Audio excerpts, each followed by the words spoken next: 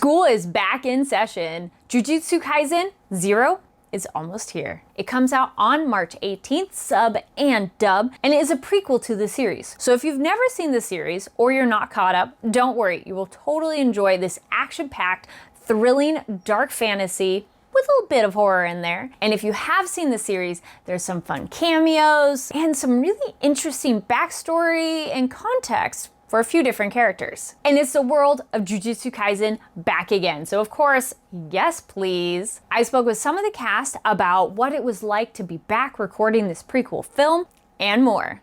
All right, gentlemen, good morning. So going into this world, if you could pick a curse fighting style for yourself, what would you pick and why? And it could exist in the world already, or you can make it up. Oh, that's a good one. We were actually just talking about how the whole curse concept is really interesting. I personally, I was just telling Lex this. I would love to see a cursed fighting style based on like trolling tweets or some sort of trolling social media cursed content. You know what I mean? Like if you share a cursed meme, like that's an attack. I would love to see that in like a future season of Jujutsu Kaisen. I think that would be excellent. That's hilarious. Yeah, I was joking too, saying, the late for work cursed. Late for work curse. But Suguru has the curse manipulation technique, which allows him to, exercise curses from non-sorcerers, and I think that's a pretty cool one because you can really accumulate a lot of different cool curses that way, especially if you can manipulate them and have them at your disposal at any time. So that's pretty cool. The bad part is you have to eat all of them first, and I'm sure they don't taste very good. So, yeah. Gobbling down curses, as it were. It's a full-time job. Nice, thank you. I mean, personally, I really like Gojo's cursed ability and sort of his armor being like, his armor is the mathematical concept of ever approaching zero. It's like you can't ever get close enough. I would love to twist that into like a literal space bend sort of attack ability. That would be really cool for a character.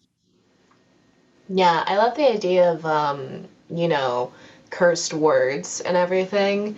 And I guess it's because, my first love was writing. So, I do recognize the power of like words. So, the whole idea of like, okay, I'm going to be quiet or talking like these specific, ingredients or whatever. But then when I do properly talk, I will, change the world, I will mess the environment around me. I think that's like super cool. Hello, good morning. So Hello. If you could pick a curse fighting style, what would you pick and why? And it could be your character style or you could make one up. I'm going first. Make one up. Oh, okay. I'm going first. Toge's curse. I know both of you said you wouldn't want that if it were real life, but Toge is the coolest character. I'm not just saying that because Allegra's in the room. But I love that kind of character, especially in a story like in an action scene where like they're laying back, they're laying low, and then all of a sudden he rips out his mask and says like something amazing and amazing things happen. I would want that. Yeah.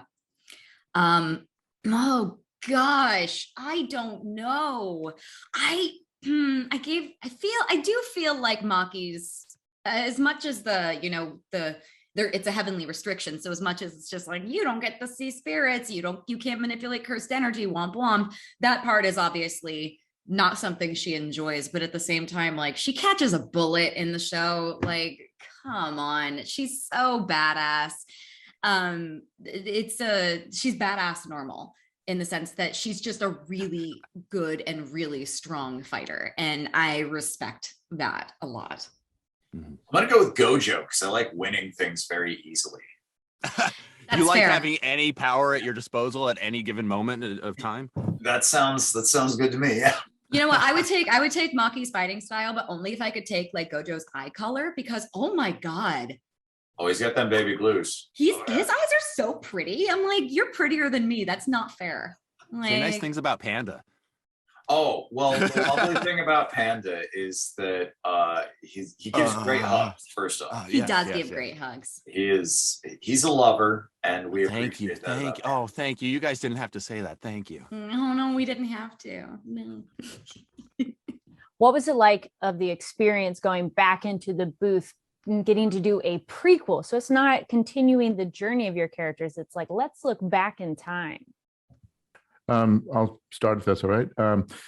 I think it's really great to see the background of where these characters developed from. You can see, like I mentioned, the ideology, that's a big part of both characters as to kind of what their belief systems were. And it's kind of neat to go back in time to see how those were developed and then how they play out in the course of the storyline and the relationships between, especially Gojo and Suguru. I think it's, for me as an actor, it's very cool to see like where'd they come from. What is the impetus of their development? What's your take?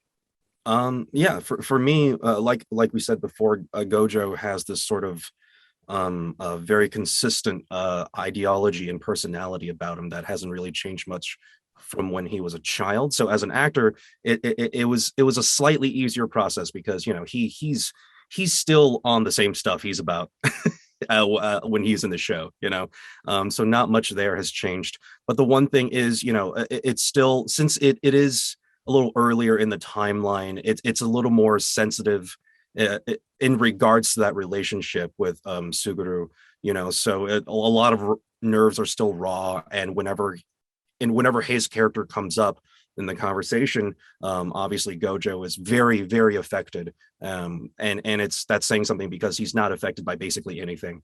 It's the only thing really that he's affected by throughout the entire course of this film. So that was interesting difference from the show. Yeah. Your characters just have these heightened emotions. They go through so many different levels of, real highs, real lows. How do you wash that off yourself when you leave the booth and not take that energy with you? A big part of it is having a space in the booth that I feel comfortable and welcomed and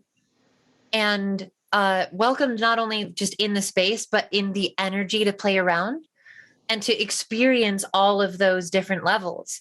And then, the director was super respectful of when I needed those moments. But then, after we were done with them and we get back to, where Yuta's like having a jokey scene with some friends,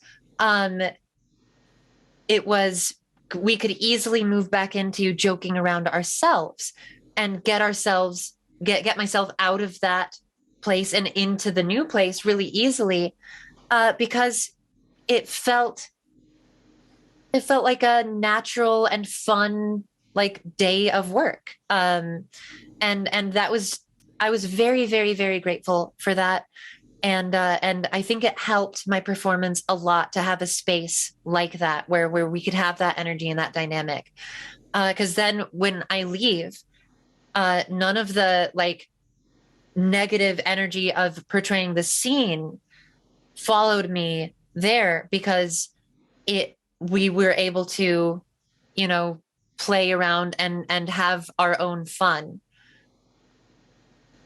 Yeah, I only had the one session for Rika, a single, I think it was like 2 hours or something, and it was my first time working with the English dub director Susie, and we kind of like quickly made a rapport with each other. She was very good at making me comfortable, and I think at first when I started voicing Rika, we were starting with her human form, and it was just kind of trying to figure that out and perform authentically, comfortably in that space. And as the session progressed and as we became more comfortable with the space, the director, and also the character, it was like, okay, cool, I get the gist. Can we go back now?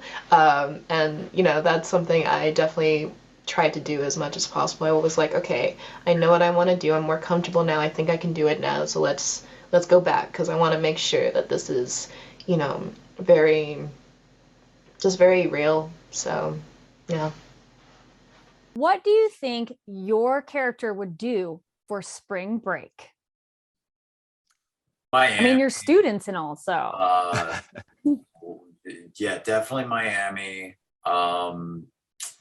Really, honestly, mostly just because nobody could hear him talk, like in a rave. You know? There's no expectations. Yeah. No, he's just got to dance. Well, the best part is I can imagine him at a rave, just like standing there silently, like just like vibing with the music, but not dancing. And everyone's like, "What's up with this guy?" Tuna mayo. Panda just tearing it up on the floor. Yeah, seriously, I was gonna say, these three spring break together. Like, there's no chance that they don't. See? So, like, I actually disagree. I think Maki's got a bit of she's a little bit of a wet blanket. Let's be real here. Yeah. And I think she'd be like, I don't have to go anywhere. I'm just gonna train more. Like, I gotta be stronger. I gotta do stuff. And like, Panda probably like forcibly grabs her and takes her to the beach or something. But she's so driven and she's so goal oriented that she's just like, what's a vacation? Like, what's a break? Yeah. But yeah, I know I'm the fun one over here. No, but she is a little bit of a wet blanket in that regard. She's so like, and certainly at this point in her arc, she's so not about like relaxing and having fun and making friends and stuff like that. She's so goal oriented. But maybe a few years down the line, they'll I would like to see the three of them at SantaCon. I'm making such a New York reference right now. I think Panda would be so much fun at SantaCon. I think Toge would be very dangerous drunk. Oh God. Oh my gosh. Oh no. When they're all of age and they can drink, I think they should all go drinking together. Yeah. Here's the thing is like Panda goes with Toge anywhere because when Toge gets drunk and surly, he has to continue to tell everyone what a sweet boy he is, right? And let me tell you something. No.